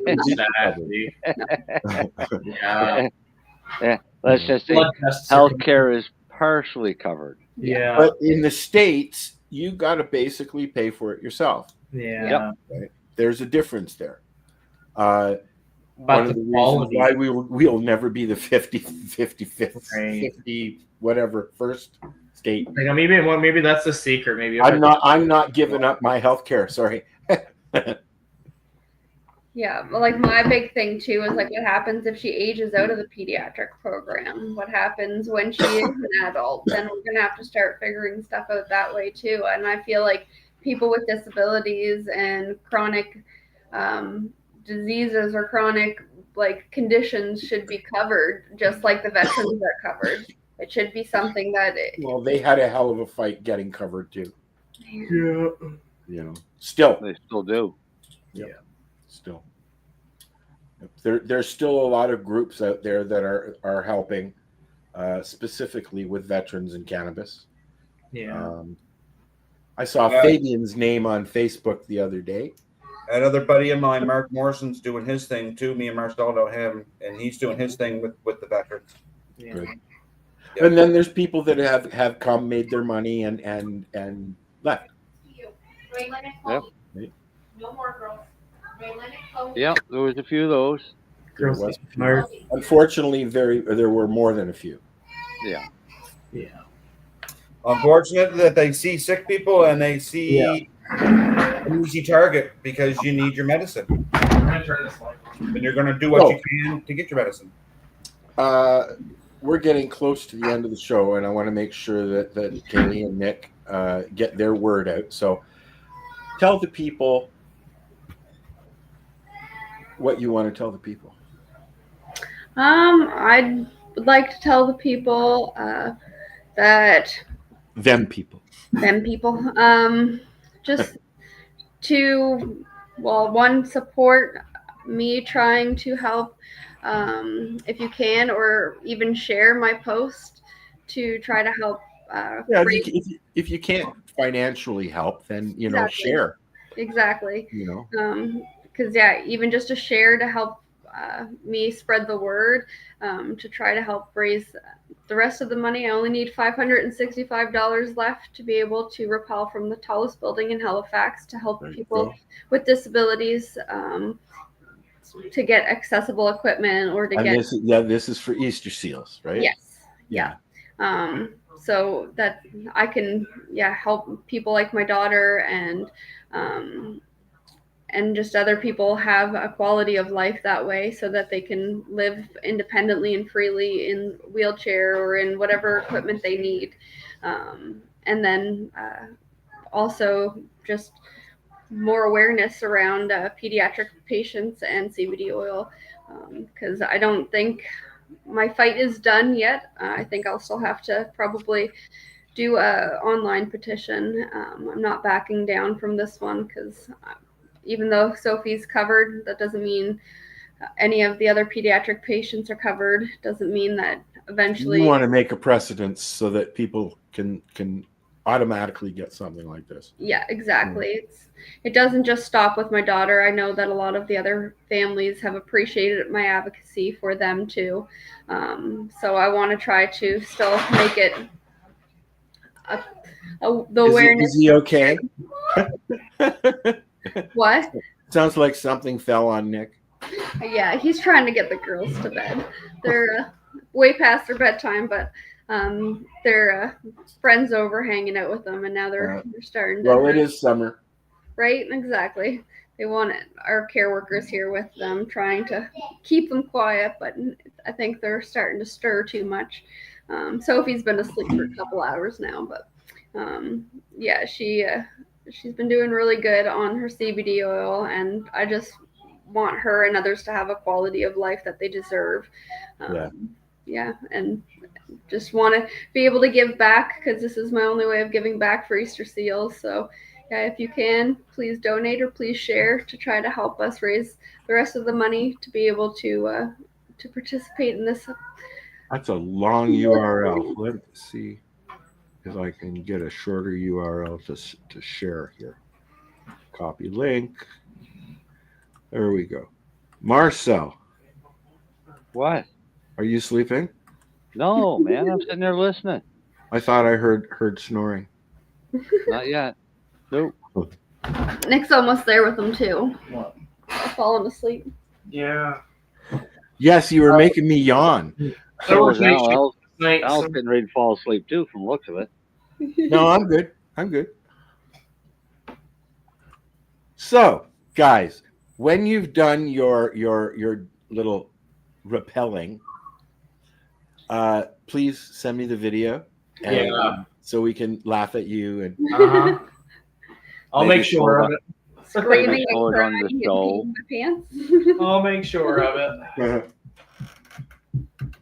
Ooh, I almost pulled my cord out. If I disappear, oh, you have a cat. Kitten. They're a little kitten.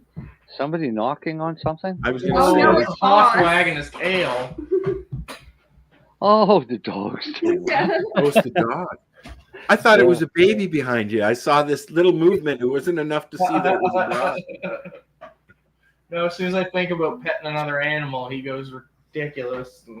My dog is the exact same way. She will not let the cats come up out of the basement. As soon as I make eye contact with the cat, he's like, "What are you doing?" Runs right over. Yeah. Is there anything you wanted to add, Nick? No, I don't think. I think we covered everything. Right, you're a real good interview. Well, they covered everything. Yeah, I'm just here for support for her. I got no fundraising going on. Just wanted to make sure you got a chance to get your words in there. Yeah. He just wants to make sure she does it so that he can get the video of it. Correct. Only because she is scared of heights. But it's natural. Everybody has everybody has a natural fear of heights at 33 feet.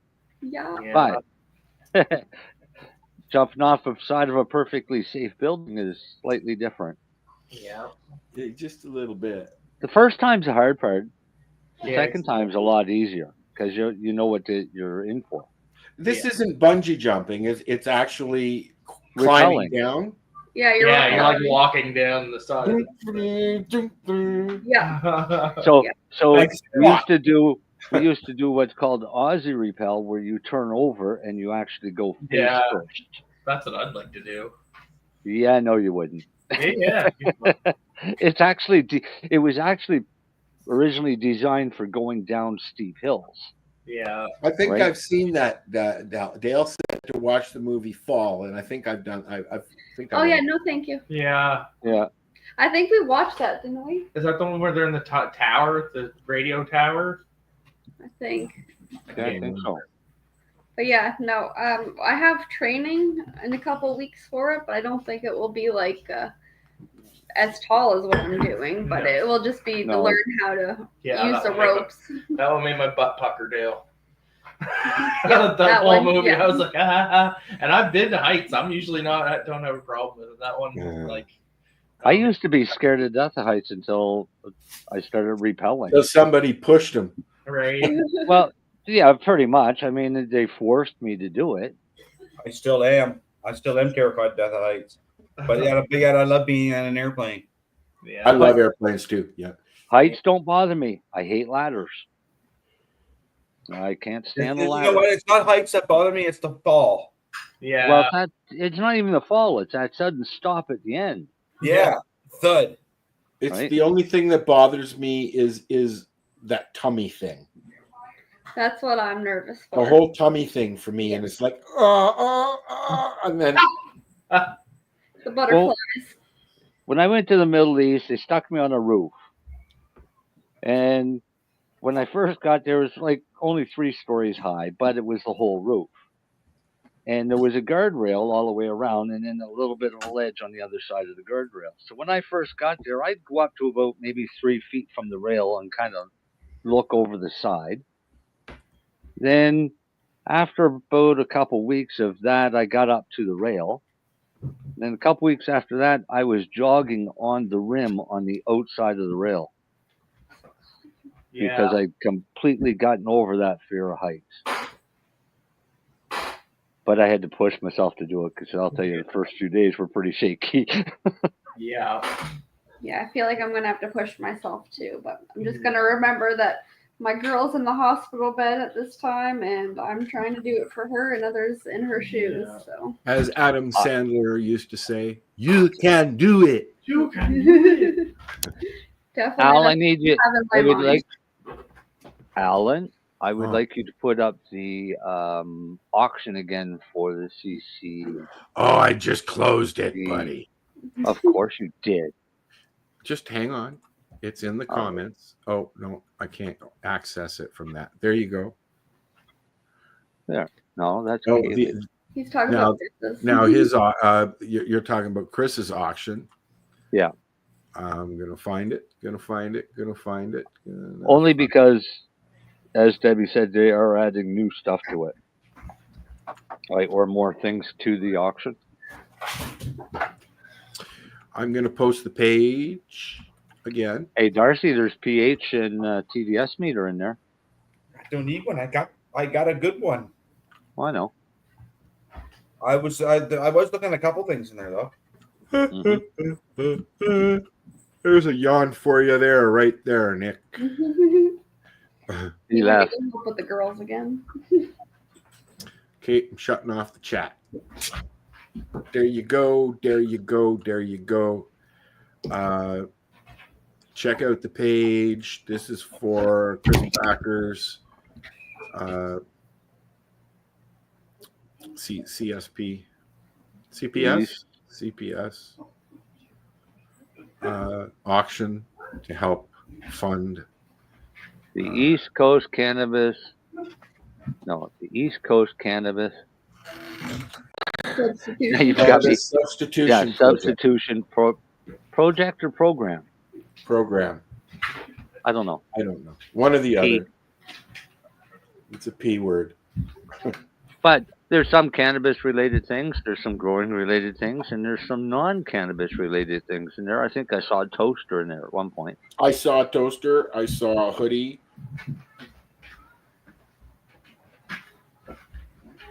There's the toaster right there. It's a Black & Decker. That's a $20 toaster, easy. Yeah, bid on it.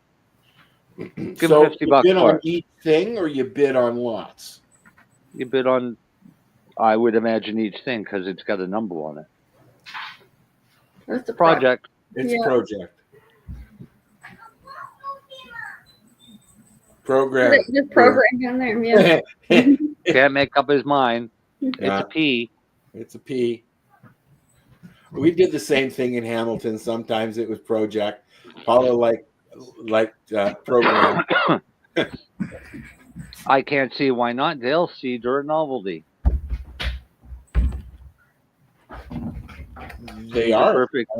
These are perfectly legal until you germinate them.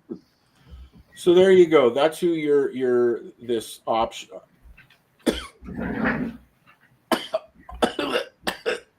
Thanks for helping, Marcel. Well, I couldn't. You were talking, or I mean coughing. Okay, this is the auction. This is who the auction is. This is who the auction is for. That's what I just said. Yeah, kind of through a cough. But yeah, if you can, if you're in the Halifax area and you want to help out, by all means. Very worthwhile cause. He'll take all the help he can get. Yeah.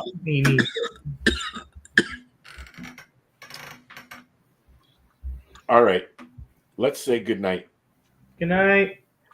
Good night, because I was going to choke to death if we don't. I want to go choke to death.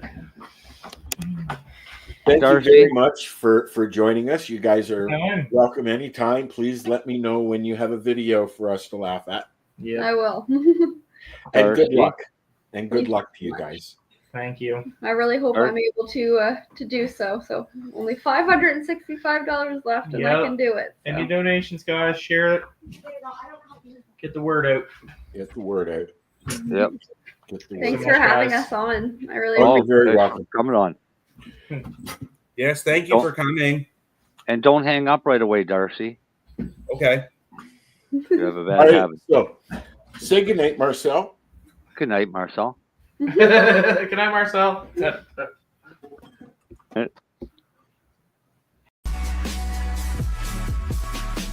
Tune in Fridays at 7 p.m. Eastern Time on 420radio.ca.